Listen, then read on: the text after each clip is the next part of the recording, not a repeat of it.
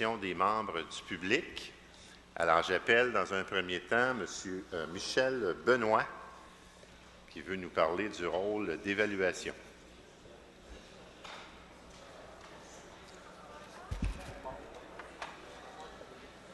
Alors, bienvenue, M. Benoit.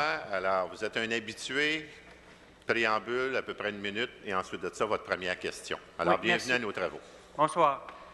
Depuis Bonsoir. 1 an, ça fait 25 fois que je viens au conseil municipal pour poser des questions. Et j'ai concentré mes 1000 heures de recherche personnelle, surtout sur le rôle d'évaluation 2007 et aussi sur le dossier Bixi. On vient de jeter à la poubelle le rôle d'évaluation 2007. Ce rôle avait été largement profilé, trafiqué. On a sous-évalué les résidences de plusieurs personnalités connues. Monsieur Benoit, s'il vous plaît, je vous l'ai dit la dernière fois qu'il y a des mots qui sont antiparlementaires qu'on ne peut pas tolérer ici. Alors, trafiquer, profiler, ça, c'est inacceptable. Alors, choisissez d'autres mots. Sinon, je vais être obligé de vous couper la parole. En 2007, on recevait 245 millions en enlieu de taxes. Ça, c'est les taxes que le gouvernement provincial et le gouvernement fédéral payent à la Ville. Aujourd'hui, on ne reçoit que 205 millions. Donc, la Ville a perdu, en 3 ans, 100 millions en enlieu de taxes. Parce qu'il y a eu une entente secrète entre Québec et l'administration Tremblay-Zampino à l'époque. Donc, on a corrigé certaines choses, oui, mais il y a encore un bout de chemin à faire. Alors, M. Benoit, allez-y avec votre question. Comment on peut expliquer que certaines situations n'ont pas encore été corrigées? Le cas de Justin Trudeau, semble-t-il, était une erreur technique. Justin Trudeau vient de vendre sa maison, 1 600 000. Il a fait 425 000 de profit et il n'a pas payé 25 000 de taxes parce qu'on a sous-évalué sa Benoît, maison. votre question est posée. Alors, en réponse à la question de M. Benoît, Justin Trudeau, comment se fait que l'évaluation de M. Justin Trudeau?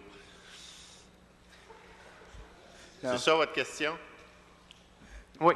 Par rapport à Justin Trudeau. Monsieur le Président, avec tout respect pour cette enceinte et puis M. Benoit, chaque fois que M. Benoit avait soulevé quelque chose à notre attention, chaque fois qu'avec ces recherches qu'ils ont faites, on a toujours pris ça au sérieux, on a transmis ça à nos services pour être capable que, si jamais il y avait quelque chose à faire vis-à-vis des mesures correctives, des explications à donner, il pourrait faire suite à ça. Donc, comme le cas cité tantôt, mais dans toutes les instances, tous les exemples qu'il nous a donnés, il y avait eu une vérification qui était faite et à date, on n'a rien trouvé qui était anormal. Donc, je pense que pour autant que j'encourage M. Benoit de continuer de faire sa recherche, je pense qu'on a besoin des personnes, des bénévoles comme vous pour suivre des choses, mais à date, rien n'a été porté à notre attention qui nous laisse croire qu'il y a quelque chose avec le rôle.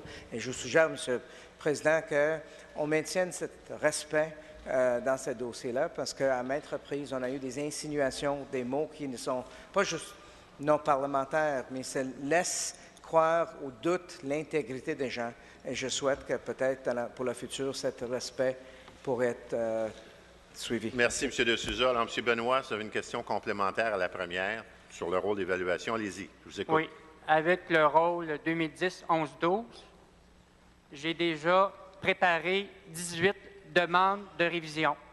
Le casino, la ronde, des familles connues. Je vais déposer ça demain matin. Et je souhaite qu'on regarde attentivement ces cas, soit que la maison a été dévaluée ou qu'on a sous-évalué la valeur du terrain.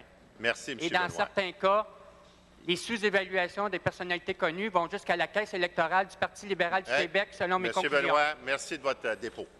Prochain intervenant.